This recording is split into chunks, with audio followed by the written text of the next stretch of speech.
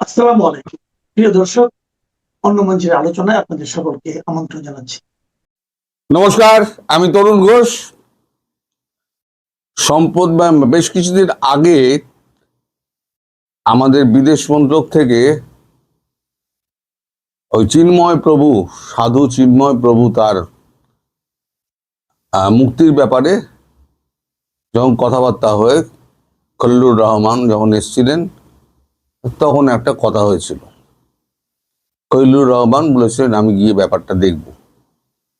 অনেক অনুরোধের থালি নিয়ে এসেছিলেন, তো ভারত একটাই অনুরোধ করেছিল যে চিন্ময় প্রভুকে আপনারা মুক্তি দিন।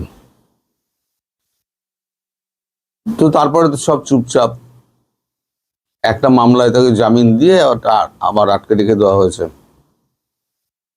তো এখন ভারত যেটা করেছে, ভারতের আইন ও বিচার মন্ত্রণালয়, মিনিস্ট্রি অফ, যাই হোক আমি বাংলায় তো বলেই দিলাম, আইন ও বিচার মন্ত্রণালয় থেকে একটি অফিসিয়াল চিঠি কালকে ইস্যু করা হয়েছে বাংলাদেশের আইন ও বিচার মন্ত্রণালয়ে ইস্যু করা হয়েছে।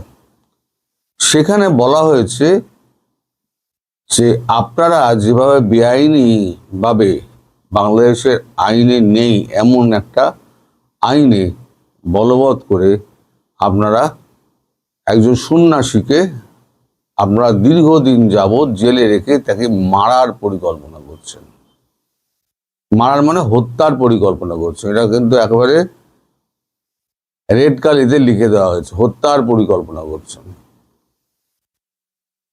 তিনি এমন কিছু অন্যায় করেননি যেটা আপনাদের দেশের দেশদ্রোহিতার তালিকার মধ্যে অন্তর্ভুক্ত হন। তিনি একটা পতাকা তুলেছিলেন। এখন দেশের পতাকার উচ্চতা দেশের উচ্চতা নির্ণয় করে না, যেটা চিঠিতে লেখা হয়েছে। আমি যেটা শুনেছি সেটা আমি বলে যাচ্ছি। আপনারা তো আমাদের দেশের পতাকা নিয়ে আপনারা আপনাদের ইউনিয়নে লাগিয়েছেন, ইউনিভার্সিটির রাস্তায় পতাকা এঁকে সেখানে লাথি মেরেছেন, পতাকা পুড়িয়েছেন এবং নরেন্দ্র মোদীর মূর্তিকে জুতো পেটা করেছেন। তার যে কুশপুত্তলিকা জুতো পেটা করেছেন, আগুন দিয়েছেন, গলায় জুতোর মালা পরিয়েছেন, যা যা করেছেন আমরা যদি এখন লিস্ট করি তাহলে এই চিঠি অনেক বড় হয়ে যাবে। সেই তুলনায় একজন হিন্দু সন্ন্যাসী, তার পতাকাটা একটু বোধহয় উঁচু হয়ে গেছিল, তার জন্য তাকে দেশদ্রোহিতার মামলায় তাকে জেলে পুরে রেখে দিলেন দীর্ঘদিন ধরে। আমরা মৌখিকভাবে কাউন্সিলর অ্যাক্সেস চেয়েছিলাম, কিন্তু কাউন্সিলর অ্যাক্সেস নিয়ে আপনারা এখনো পর্যন্ত কোনো কথা বলেননি। যখন আপনারা এই সমস্ত কাণ্ড করে যাচ্ছেন, তখন আপনারা কি করে সাম্যতা এবং মানে ভালো সম্পর্কের আপনারা আশা করেন ভারতের কাছে? এখন যখন আমাদের ওখানে যখন হিন্দুদের প্রচন্ড রকম মারধর করা হচ্ছিল, সেই সময় ভারত থেকে বাংলাদেশের হিন্দুদের অত্যাচার বন্ধ করার জন্য বহুবার বলা হয়েছে, কিন্তু সেই অত্যাচার কিন্তু ইউনূসের আমলেও কমেনি এবং বিএনপির সরকারের আমলেও কিন্তু একই রকম, ঠাড়ে ঠোড়ে কিন্তু একই রকম। তারা ব্যবসাপত্র করতে পারছে না, অনেকে করে খেতে পারছে না, মালাউন বলে গালাগালি করা হয়। তা সম্প্রতি একটি খবর বেরিয়েছে, আমার চোখে পড়েছে। সেই খবরটা আমি আপনাদের একটুখানি 4 লাইন পড়ে শোনাই।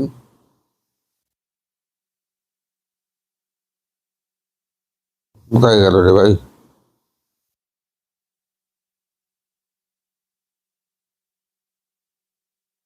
যাই হোক, খলিলুর রহমানকে জিজ্ঞাসা করা হয়েছিল যে ভারতের সঙ্গে যে কথাবার্তা হয়েছে পার্লামেন্টে প্রশ্নোত্তর পর্বে, সেখানে কি মানে তো এখানে তো আসার কথা, এখানে থাকবে না কেন? এক মিনিট ধরুন দেখি দর্শক। ও আচ্ছা, ভারত বাংলাদেশ ভিসা, ভারতকে ভিসা পরিষেবা পুনর্বহাল করতে হবে মোদী সরকারের কাছে বাংলাদেশের আবেদন। দ্বিপাক্ষিক সম্পর্ক কি উন্নত হবে? দ্য ডেইলি স্টার জানিয়েছে, বাংলাদেশি নাগরিকদের জন্য ভিসা প্রদান প্রক্রিয়া স্বাভাবিক করতে ভারতকে আহ্বান জানিয়েছে দেশটির পররাষ্ট্র মন্ত্রী খলিলুর রহমান। জাতীয় সংসদে শেখ মুজিবুর রহমান ইকবালের এক প্রশ্নের জবাবে তিনি বলেন, আশা করি এ ব্যাপারে শীঘ্রই ইতিবাচক পরিবর্তন দেখা যাবে। দিনের কার্যক্রমের শুরুতে স্পিকার হাফিজ উদ্দিন আহমেদ প্রশ্নোত্তর পর্ব পেশ করেন। ইকবাল জানতে চান ভারতের সঙ্গে সম্পর্ক উন্নয়নে সরকার কোনো উদ্যোগ নিয়েছে কিনা এবং ভারত বাংলাদেশিদের পর্যটন বা ব্যবসায়িক ভিসা বন্ধ করেছে কিনা। তিনি ভ্রমণ ভিসা সংক্রান্ত প্রক্রিয়া সহজ করার জন্য গৃহীত পদক্ষেপের সম্পর্কেও তথ্য জানতে চান। বাংলাদেশের পররাষ্ট্রমন্ত্রী জানিয়েছেন যে তিনি সম্প্রতি একটি শুভেচ্ছা সফরে ভারতে সফর করেন। সেখানে তিনি ভারতীয় পররাষ্ট্রমন্ত্রী, পেট্রোলিয়াম এবং প্রাকৃতিক গ্যাস মন্ত্রী এবং জাতীয় নিরাপত্তা উপদেষ্টার সঙ্গে আলোচনা করেছেন। তিনি বলেন, বাংলাদেশি নাগরিকদের জন্য ভিসা প্রদান প্রক্রিয়া স্বাভাবিক করার জন্য ভারতকে অনুরোধ করা হয়েছে। আশা করা যায় এ ব্যাপারে শীঘ্রই ইতিবাচক পরিবর্তন দেখা যাবে। এই চিঠিটার একটা অংশ ওই চিঠিতে তুলে দেওয়া হয়েছে। তুলে দেওয়া দিয়ে বলা হচ্ছে যে এই যে আপনারা বলছেন যে সাম্যতার ভিত্তিতে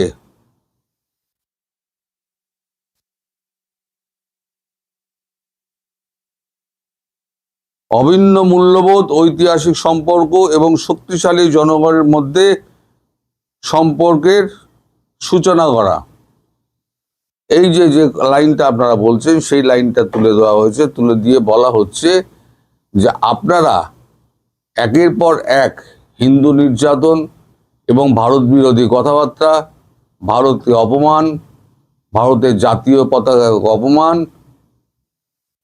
আমাদের দেশ এটা সহ্য করবে না, আমাদের নাগরিকরা সহ্য করবে না। ফলে সম্পর্কের যদি সত্যিই উন্নয়ন করতে হয় তাহলে হয় চিন্ময় প্রভুকে মুক্তি দিয়ে একটা দৃষ্টান্ত স্থাপন করুন, অথবা কাউন্সিলর অ্যাক্সেস দিন। আপনারা নিজেরাই উকিল হচ্ছেন, নিজেরাই জাজ হচ্ছেন।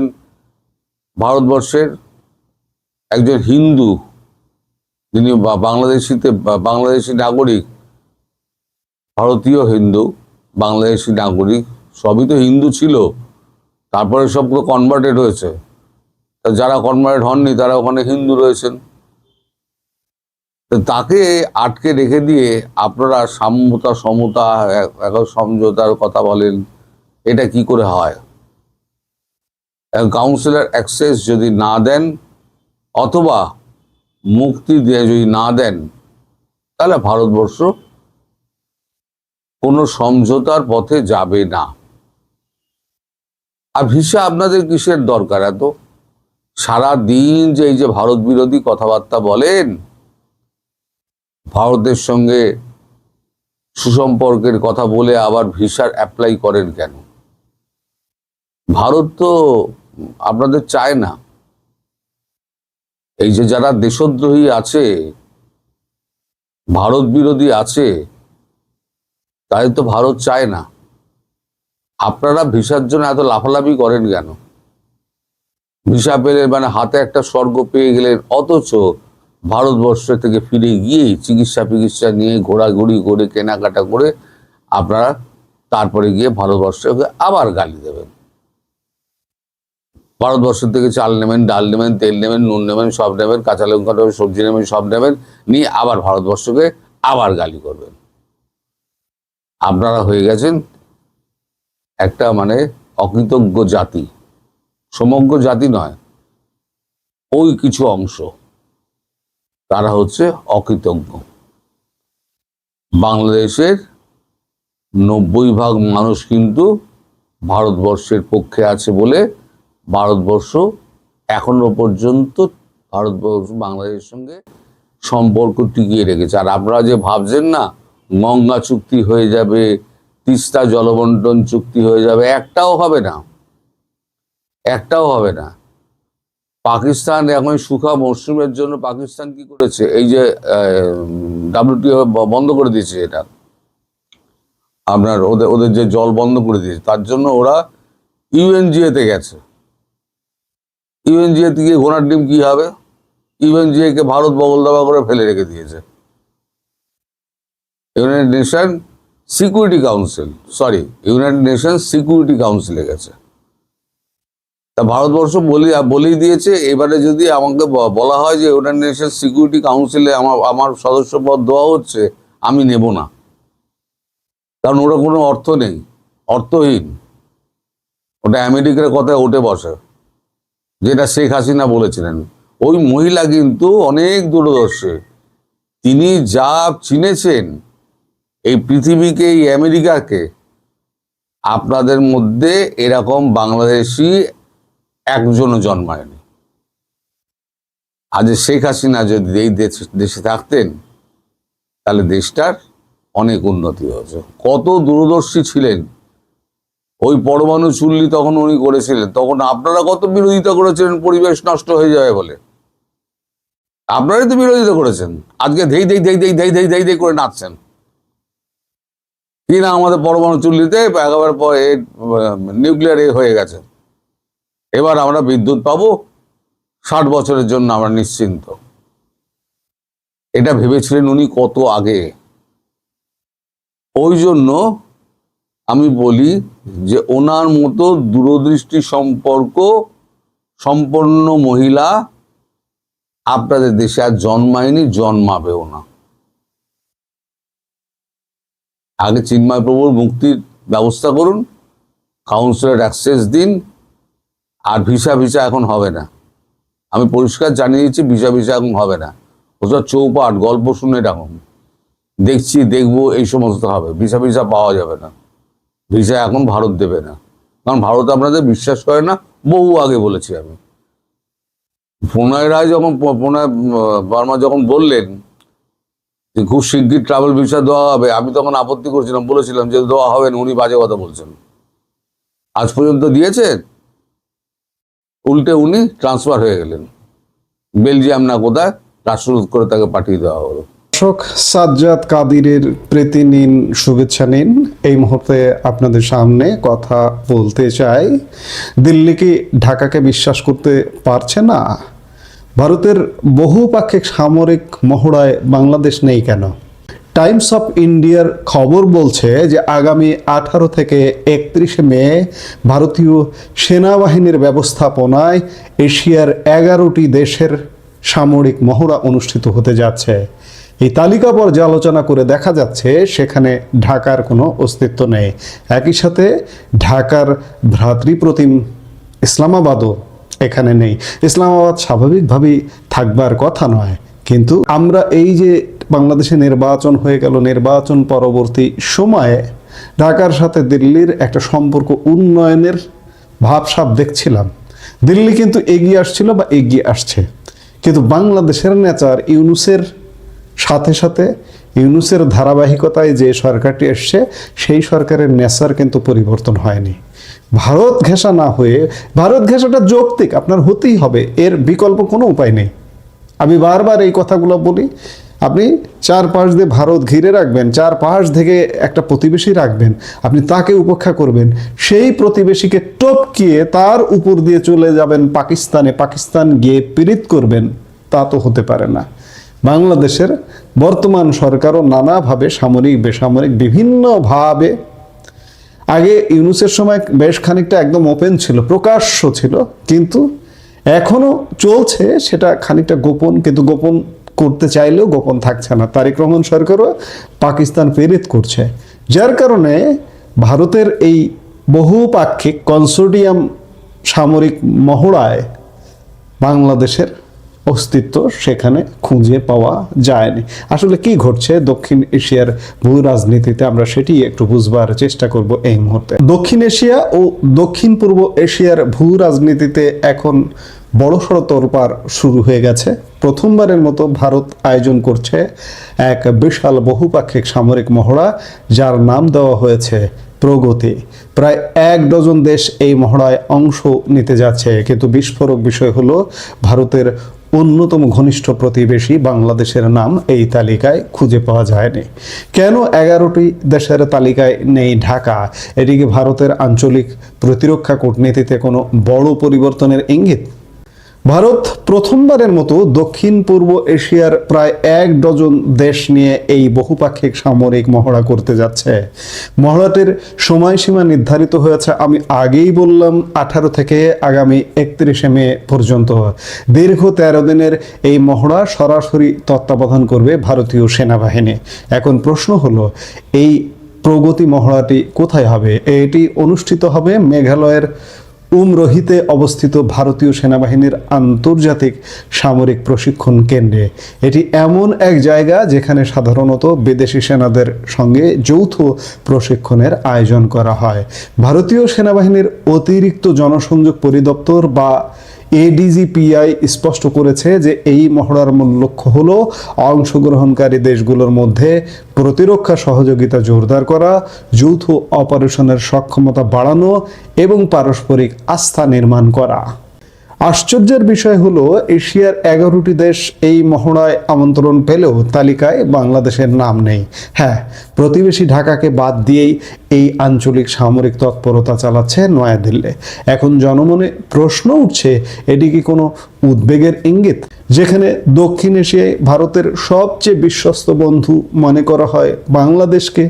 আমি এর সাথে একটা কথা বলতে চাই, মনে করা হতো 2 বছর আগে মনে করা হতো, কিন্তু গত 2 বছর বা 1.5 বছর ইউনূসের শাসন আমলে একটা ভিন্ন অভিজ্ঞতার মধ্য দিয়ে ভারত গেছে এবং এখনো কিন্তু সেটি শেষ হয়নি। আর যার কারণে সেখানে মিয়ানমার, নেপাল, মালদ্বীপ বা শ্রীলঙ্কার মতো দেশগুলো আমন্ত্রণ পেলেও বাংলাদেশের অনুপস্থিতি অনেক বড় প্রশ্নচিহ্ন তৈরি করেছে। টাইমস অফ ইন্ডিয়ার মতে, ভারত তার আঞ্চলিক প্রতিরক্ষা কূটনীতিতে একটি নতুন মাত্রা যোগ করতে চায়, কিন্তু ঢাকাকে ছাড়া এই মাত্রা কতটা পূর্ণতা পাবে তা নিয়ে সামরিক বিশ্লেষকদের মধ্যে চুলচেরা বিশ্লেষণ চলছে। চলুন আমরা একটু তালিকাটা দেখে নিই যে কারা থাকছে এই মহড়ায়। ভারতের আমন্ত্রণে সাড়া দিয়ে অংশ নিচ্ছে Laos, Myanmar, Sicily, Sri Lanka, Philippine, Nepal, Maldives, Malaysia, Vietnam, Cambodia এবং ভুটান। সেনাবাহিনীর এক্স হ্যান্ডেলের তথ্য অনুযায়ী মহড়াটির মূল ফোকাস বা কেন্দ্রবিন্দু থাকবে সন্ত্রাস বিরোধী অভিযান এবং বিদ্রোহ দমন অভিযান। এছাড়া ভারতের প্রতিরক্ষা কূটনীতির অংশ হিসেবে আঞ্চলিক সেনাবাহিনীগুলোর সঙ্গে সক্ষমতা উন্নয়ন এবং একটি সমন্বিত অপারেশনাল কাঠামো তৈরি করাই এর প্রধান উদ্দেশ্য। অর্থাৎ ভারত চাইছে তার প্রতিবেশী এবং দক্ষিণ পূর্ব এশিয়ার দেশগুলো যেন বিপদে একে অপরের সামরিক কৌশল বুঝতে পারে এবং একযোগে কাজ করতে পারে। এই সামরিক মহড়ার পাশাপাশি 2 দিনের একটি প্রতিরক্ষা শিল্প প্রদর্শনীর আয়োজন করা হয়েছে। এখানে ভারত তার নিজস্ব প্রযুক্তিতে তৈরি সামরিক সরঞ্জাম ও প্রযুক্তি বিশ্ব মঞ্চে প্রদর্শন করবে। অর্থাৎ ভারত শুধু সামরিক শক্তিই দেখাচ্ছে না, বরং তারা যে এখন অস্ত্র রপ্তানিকারক দেশ হিসেবেও আত্মপ্রকাশ করতে চায়, এটি তারই একটি বড় বিজ্ঞাপন। সামরিক বিশেষজ্ঞদের মতে প্রগতি শুধু সাধারণ কোনো মহড়া নয়, এটি ভারতের বৃহত্তম আঞ্চলিক নিরাপত্তা কৌশলের একটি অবিচ্ছেদ্য অংশ। বিশেষ করে ভারত মহাসাগরীয় অঞ্চল এবং দক্ষিণ পূর্ব এশিয়ার দেশগুলোর সঙ্গে নিরাপত্তা বজায় রাখতে দিল্লি এখন একক নয়, বরং বহুপাক্ষিক কাঠামোর দিকে ঝুঁকছে। এই উদ্যোগ আসলে ভারতের ক্রমবর্ধমান ভূ রাজনৈতিক উচ্চাকাঙ্ক্ষারই প্রতিফলন।